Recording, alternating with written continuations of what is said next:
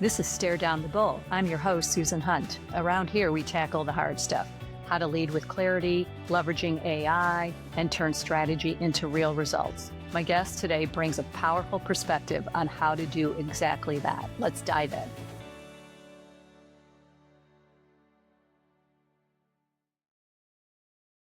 Today on Stare Down the Bull, we're joined by Sean Hervey, founder of Arkham Talent, and one of the funniest, most brutally honest voices in recruiting. Sean's been in the New York recruiting game for over 15 years, and he's built a massive following by calling out the painful truths about hiring, the awkward interviews and the bad manager habits, and all the things we secretly know but never say. Through his smart, hysterical, and in-your-face videos on LinkedIn, Sean's forced the industry to take a long, hard look in the mirror and laugh while doing it. Sean, welcome to the show. Thank you. Quite the introduction, Susan. Thank you for Well, having me. it Um, is what it is. I tell the truth. I know you do. You're well aware that I'm a big fan of yours, so let's dig in because I have Oh, a lot of thank you. questions for Oh, you. I'm sure you do. Let's rock and roll. So what pulled you into headhunting, and when did you start calling out the insanity of hiring on your videos? God, what pulled me into headhunting was I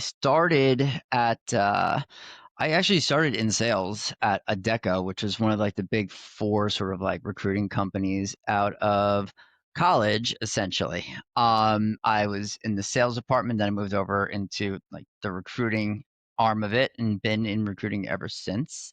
So probably about 12 to 13 years now at this point. Jesus Christ. And yeah, with the videos, man, I've been creating content on LinkedIn since 2017, 2018, something like that, before like a lot of people were kind of doing it, and especially doing it in the way that was just sort of like the style that I've kind of been doing it, which is just calling out like just dumb things, but never really trying to never trying to call people out specifically, but just like the generalistics of hiring and trying to tap into, things that people feel that not a lot of people were actually coming out and saying. And yeah, it's been probably good 9 or 10 years now. Just been putzing around with it. Doing your thing. Did you expect those videos to blow up the way that they did, or was it just originally like a vent that you thought you would have? So interestingly enough, the very first time that I posted a video, it was in 2017 when LinkedIn first like opened it, right? And Okay. I think I was the very first person to ever do like something that was more based in comedy. And at that point, I had the first quote unquote like viral video on the platform, and it was pretty Oh, I cool. didn't know that. Oh, Yeah, I didn't it know was that. cool. They asked me to come into the city, like work with their product team, and just kind of Oh, like, yeah, it was really cool. Yeah, it was like 2017, 2018, wherever they ramped that out. But um, yeah, like it's at a certain point after that video kind of like did what it did. Yeah, I mean, I kept going with it and kept going with it and kept going with it. But did I ever expect that? Probably not. No, I mean, it's just me being a creative. That's what I am. I'm much more of a creative person than I am a business mind by far stretch.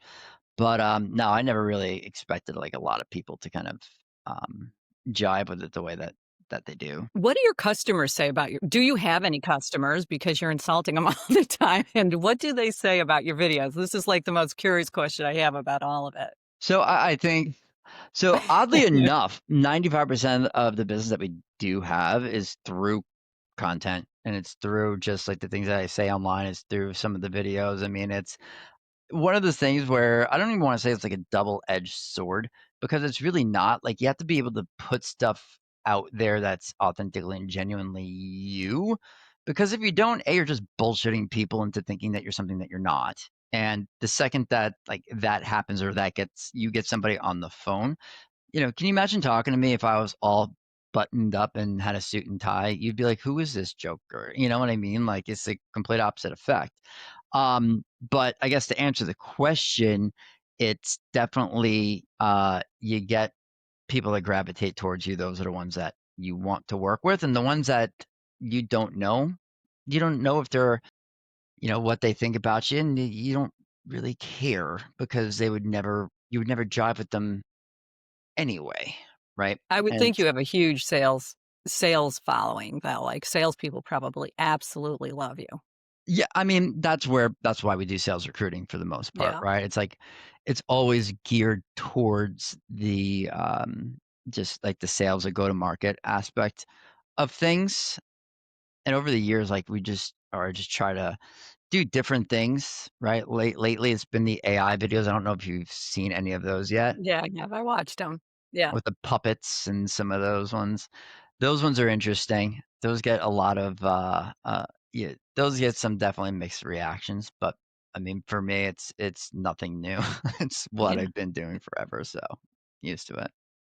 I've done a lot of hiring over the years, as you know, I've hired probably well over 1,000 salespeople in my career, and, I Yeah, have to admit I've been guilty of some of these hiring practices that you make fun of, and when I watch the no BS videos, eh, I I find them very cringy, not because you're doing it, but because I've done what you're talking about, and some of those things are just so obnoxious that it makes people think, it makes people reevaluate the way that they think about hiring.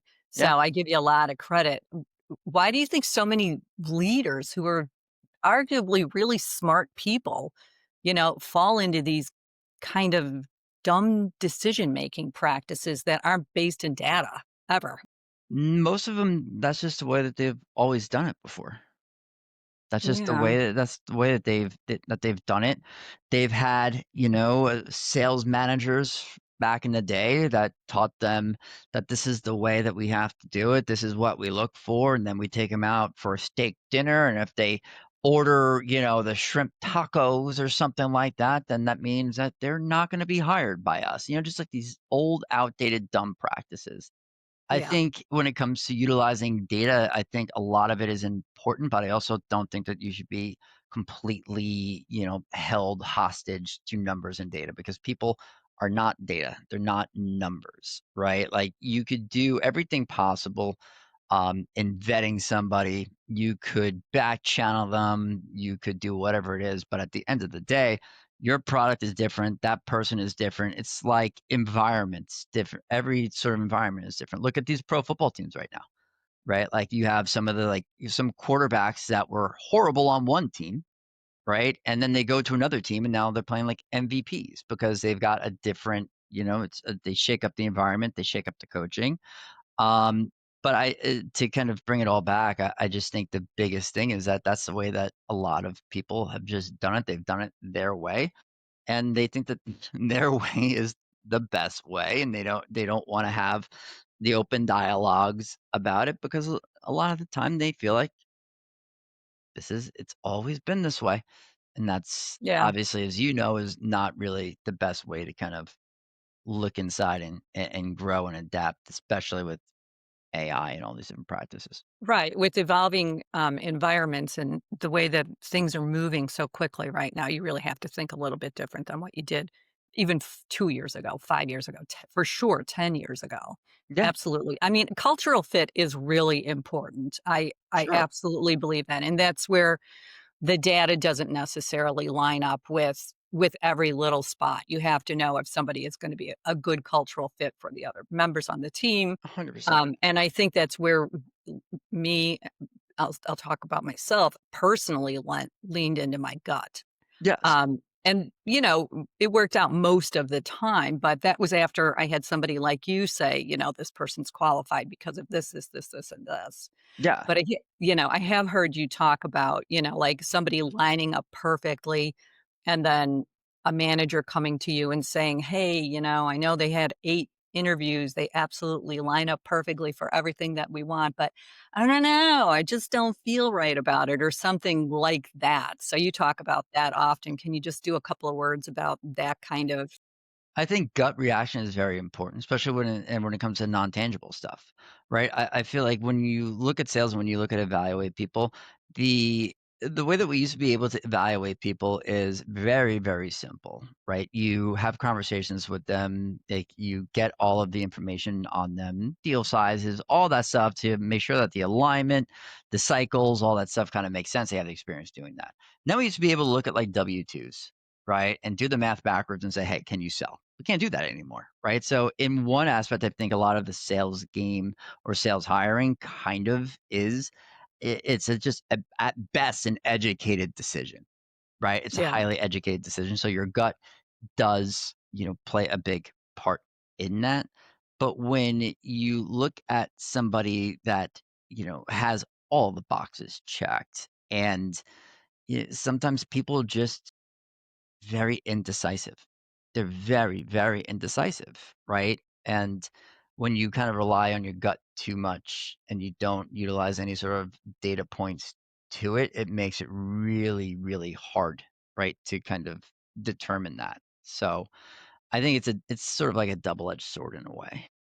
I mean, do you think it's just fear of making a bad decision and Yes. how that's so okay. Yeah, a So big part of it, right? Because if you don't, if you make a bad hire, right? And a lot of the times that this happens when there's like big periods of growth, right? Like yeah, you come in, you have to grow.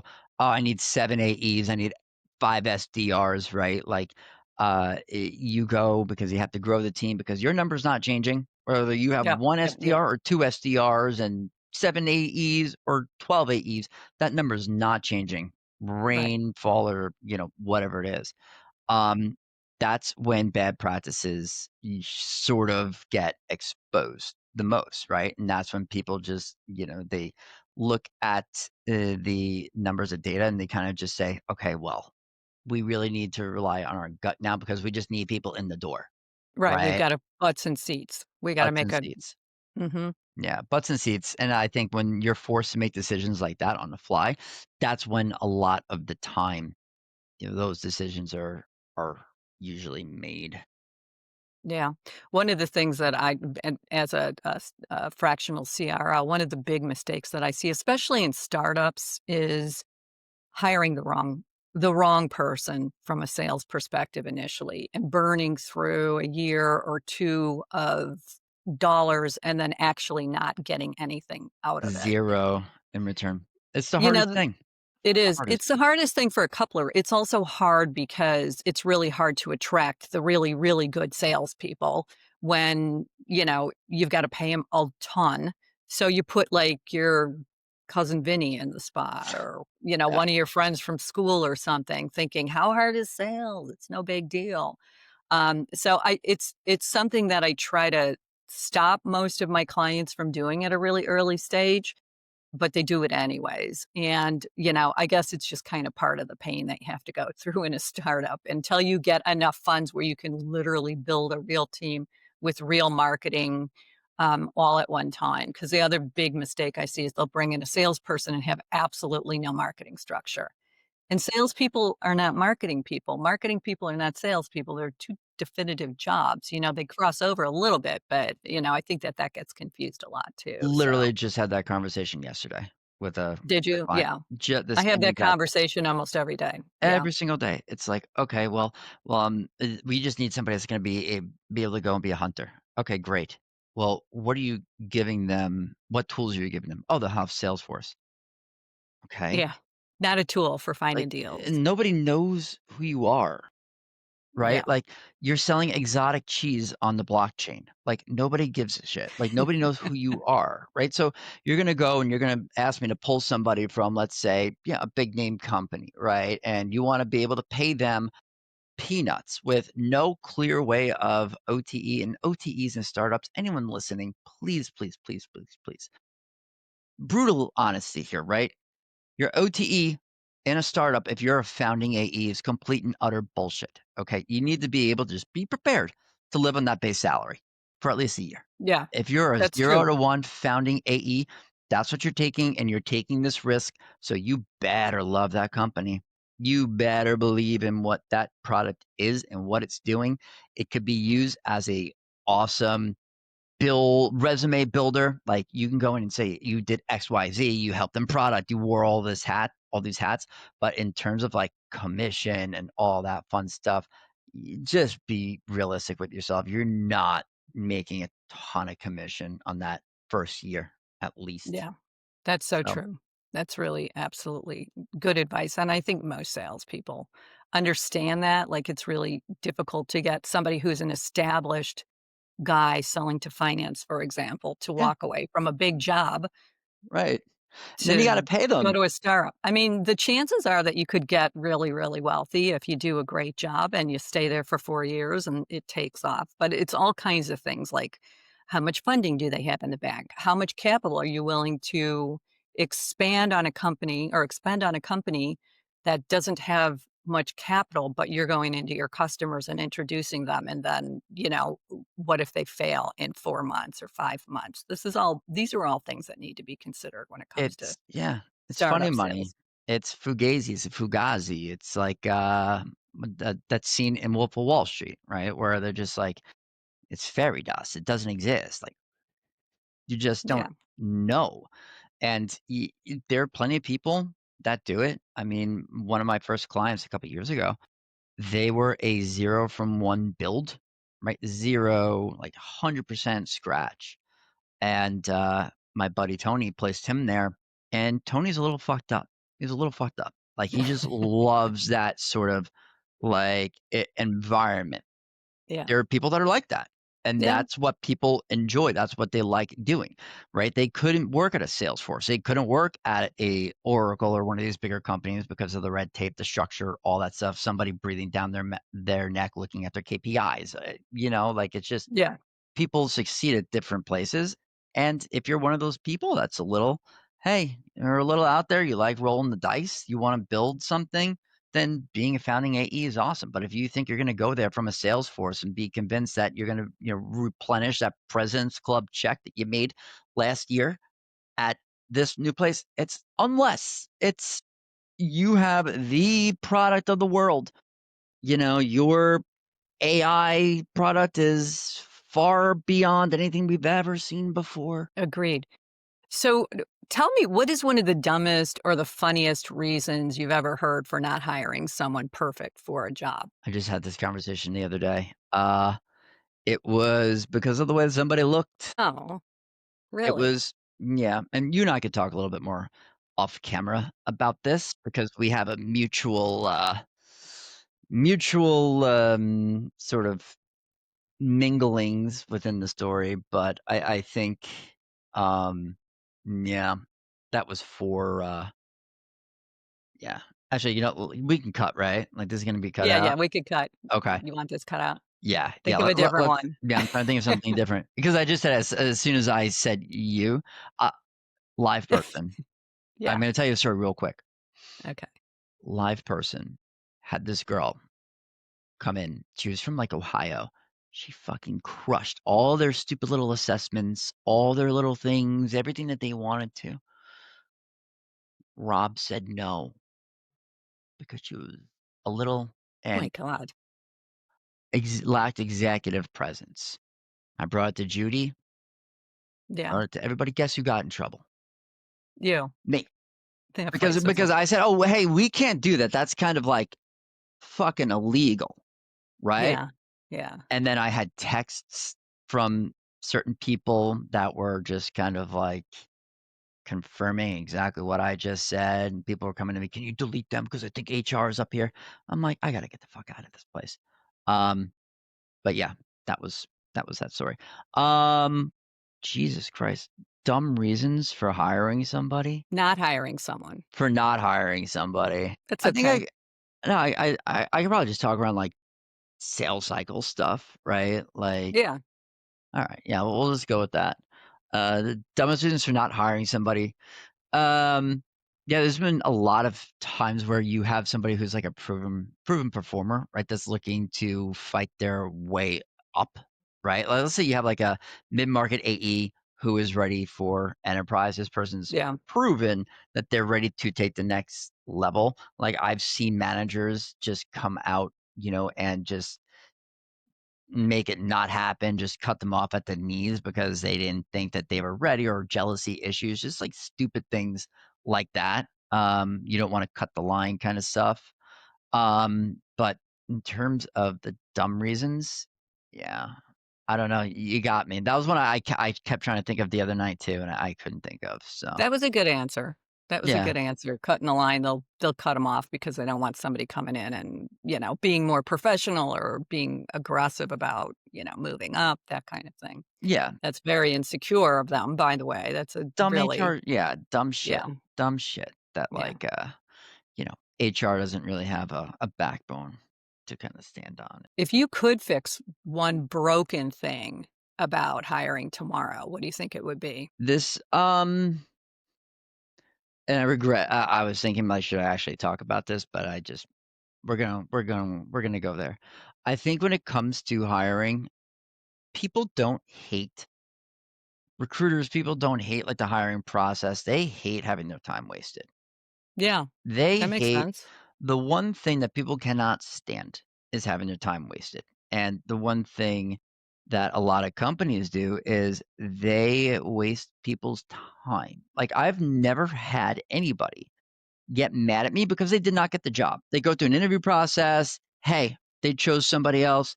Okay, sucks, man. But like, I'll always pick up the phone when you call, right? Or when you have something else.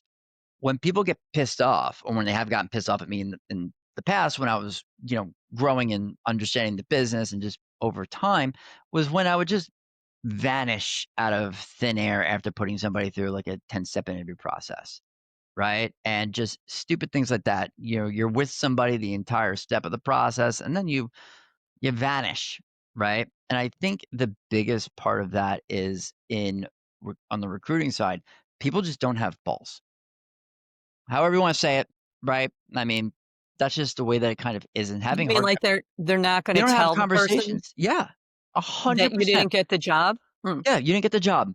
You didn't get the job. Like it's easier to not have the conversations with people than it is to have the conversations with people. But they don't realize that like the chicken shit mentality that they have is actually hurting them. It's pissing people off more. It's hurting your company. It's hurting your brand. It's hurting your personal brand because if you ever, odds are if you're recruiting in that space, you're that person that you just, you ghosted really hard. Like there's ghosting that's like, hey, I picked up the phone and, were you interested in this job? Yeah, yeah, I'll get back to you. And you just kind of lose touch. It's not ghosting. The ghosting I'm talking about is you go through all of those steps and then you just kind of fall off. Your name, people remember that. I remember everyone that like ghosted me like really badly. And I'm sure the people that I did that to when I was growing up in the business, I'm sure that they remember me as well. Right. And I think the biggest thing that a lot of these companies, when they hire and onboard recruiters and they bring on like hiring managers, is they much rather not have the conversation because it's uncomfortable. You are literally rejecting somebody. It's one thing to get like rejected by a client or a prospect that doesn't want to buy your shit, that doesn't want to buy your deal, that doesn't want to go up and buy a live person. But it's another thing to say, hey, listen, we like somebody better than you. That's a Yeah. hard I conversation to have. I guess. I mean, I don't think it needs to be a hard conversation. Not every interview you don't get every job that you interview for, and, Right. it's Right. that's actually really unprofessional and really unfortunate that companies do that, and I'm gonna say one more thing about that. Salespeople talk. So, Oh, if you think that you're doing something like that and nobody's gonna hear about it, believe me, everybody in the industry will hear they that know. this is what this company did. People So you get know. a reputation, and once that starts to go down within salespeople, especially in a smaller industry like like the AI industry is a limited number of really successful salespeople that have been Mhm. around for a while. They all know each other. They are interconnected. And once that happens, people are going to know about it. Yeah, They'll just know about it. So you know. definitely not a cool thing to do at all. No, If you're not hiring someone, tell them I'm not hiring you and be done with it. That's all you have to say. We've gone another direction, period. End of story. that's it. Like, that is it, and that's, like, a lot of companies kinda and a lot of recruiters that are internal, right? They hide behind the, "Well, HR says that we can't give reasoning," and all that fun stuff. Okay, fine. Like that, Fine, you nobody's just pick nobody's someone asking else. you, right? No one's asking you to do that. Yeah. What we're asking you is to just pick up the phone and have a conversation with someone. And then, there's a lot of people in my industry, Susan, that are just so they're just so hoity-toity. They get worked up over details that are like, well, maybe the person doesn't want to be rejected by a person, or maybe they prefer an email. It's like, what are we talking about? Pick up the phone and be a big boy, be a big girl, right? If you're interviewing, you can't have it both ways. If you're if you're getting rejected, be rejected by a person, right? Yeah. And then you bitch if you got, rejected via email, right? So too many people want it both ways. That's why I just think that having the conversation, pulling the band-aid off is the easiest way to do it. And so many people are just too chicken shit and afraid to do it. I mean, we all have icky parts of our job that we have to do. That's just one that the recruiter has to do. Are there other things that you wish the industry would stop doing in the hiring process, or maybe do more of in the hiring process outside of that? So I can give you one of my hot takes on hiring, especially in sales. A lot of people hate those sales assessment tests. I'm a fan of them, Oh, yeah, I like them too. because one of the reasons is they're never going to be perfect. They're never going to be perfectly calibrated, right? Because people are individuals. People are completely different, like we talked about before. Like, where are you selling? What's the product? How much training do they have? All that fun stuff. People are not data. Data is not people, obviously. But what it does in what I like to kind of utilize is just it opens up the conversation so much more, right? When you have somebody, let's say you really like Mary. Mary is great, right? But she's saying all the right things. She's interviewing for an AE role, but there's something you're just like, something's not clicking, right? Something's Yeah, not there. That assessment that you have, or the assessment that you've done, right? It just opens up the conversation. Let's say if it came back that she's 20 percentile as a hunter and like 85 as an account manager, you could have those conversations, right? And it's just it leads to just a lot more um transparency and things that you're not going to have to find out 6, 7 months later when you hired Mary as an AE and move her over. I think we yeah. had that.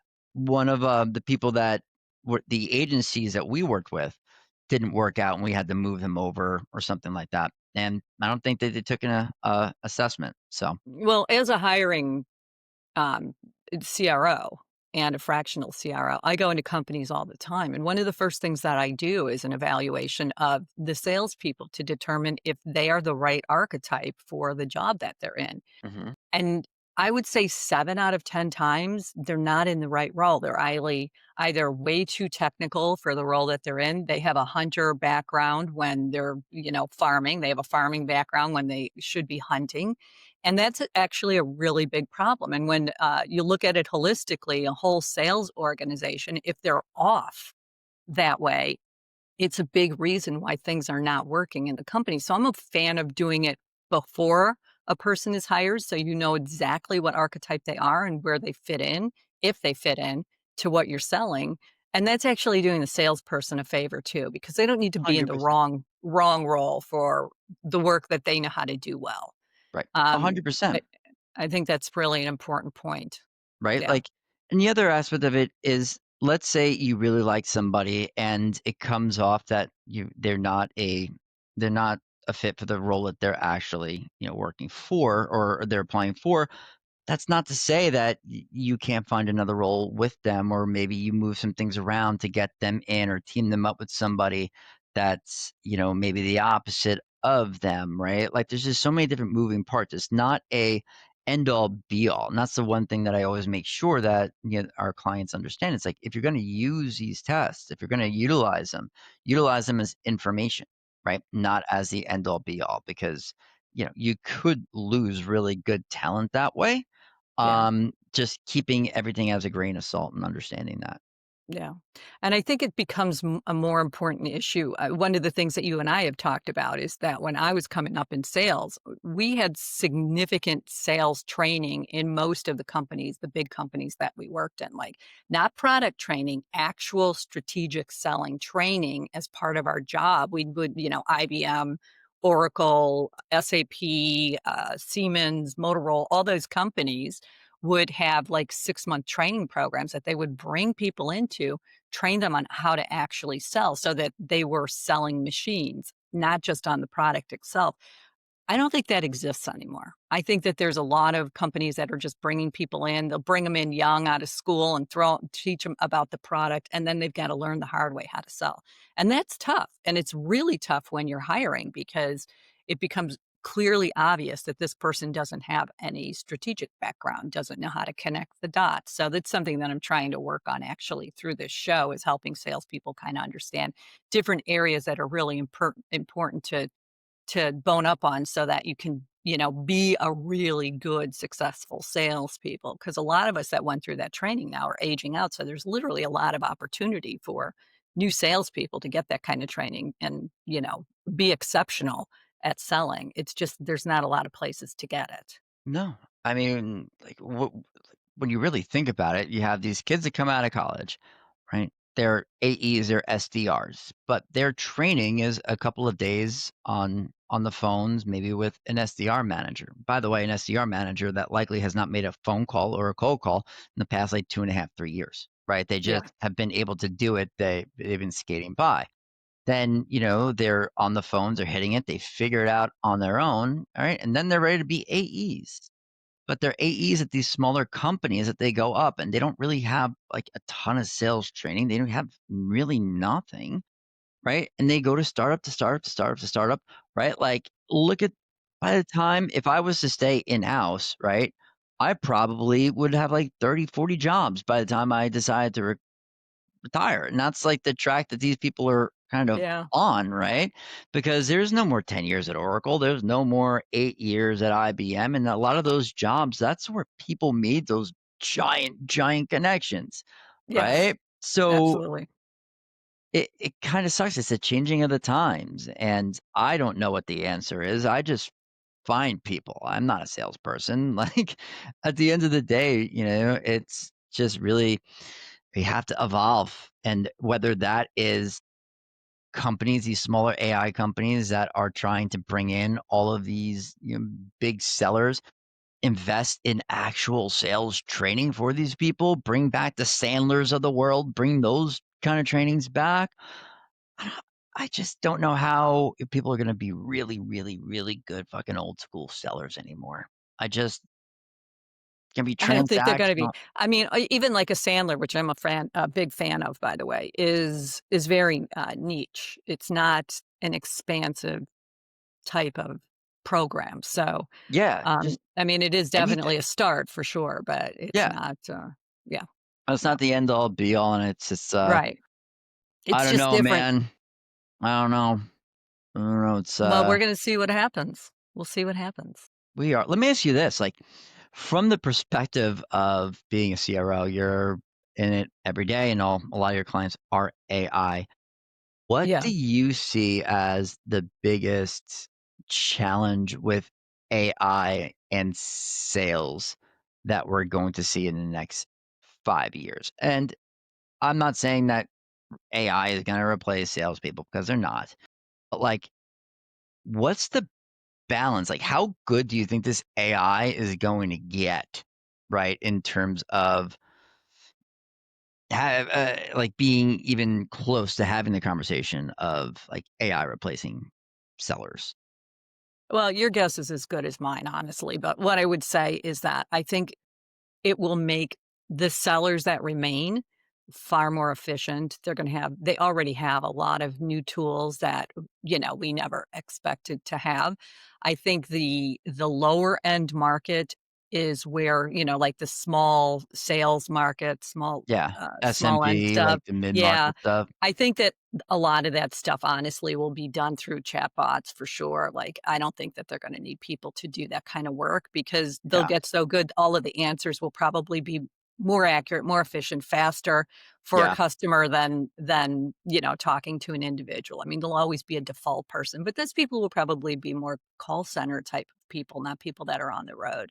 Yeah. From an enterprise perspective, I mean, I think AI is gonna be able to the good really good salespeople analyze their customer's business. So say take a finance guy. If you're a really smart salesperson, you read the annual reports, you understand the imperatives of the CEO for the year that you're up against, then you map your products to what the imperatives are, and you figure out how to help customers win in their individual roles by attacking those imperatives so that the CEO makes his goals, right? Yeah. That's the smart way a high level enterprise salesperson works. Right.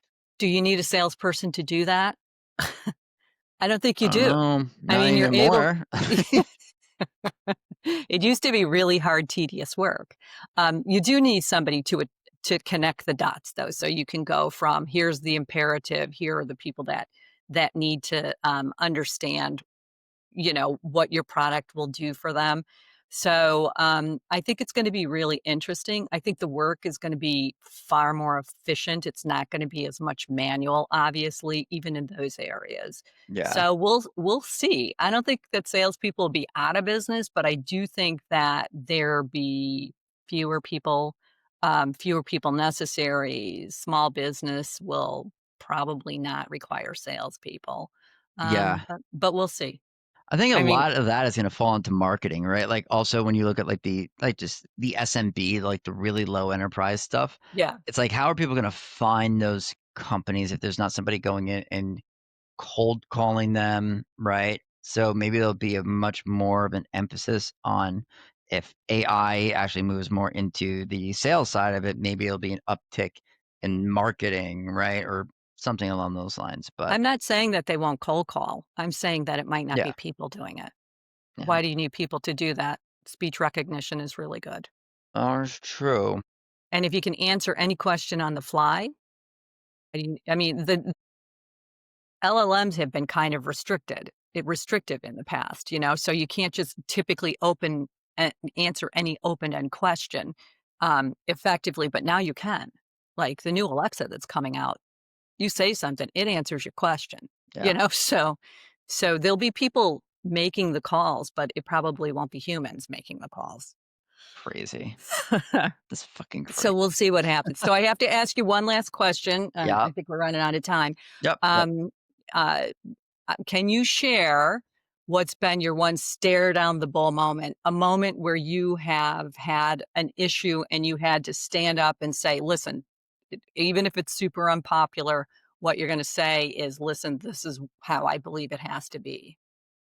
I feel like I have those all of the time, especially when it comes to hiring, especially when it comes to, like, fighting for people that are, um, people that really deserve a chance. I feel like I've had numerous times where, like, someone's getting nixed out or they're not looking at somebody because of like stupid little check boxes, right? And that's what hiring is. And unfortunately that's where a lot of it has become, right? But like standing up and being able to say like, no, listen, this everything that you're saying is I get where your concerns are, but at the end of the day, like this person, they're 150% of the number because XYZ, being able to stand up for people.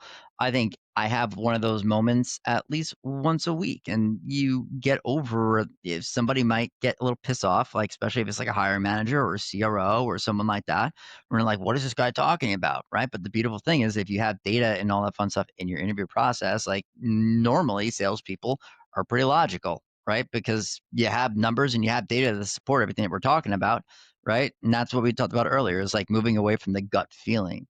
Um, but yeah, I feel like staring down the bull, so to speak, is like half of what you do, what I do, and I feel like we have those moments all the time. I mean, I have all of those moments with my wife too, but we're not going to talk about that. No one cares about You that. really do. You really do have more stare down the bowl moments than my average guest. I got to be honest. All your I do. videos are stare down the bowl, Oh yeah, which I yeah, love. I yeah. love. It's So yes, yeah, that's just a creative outlet.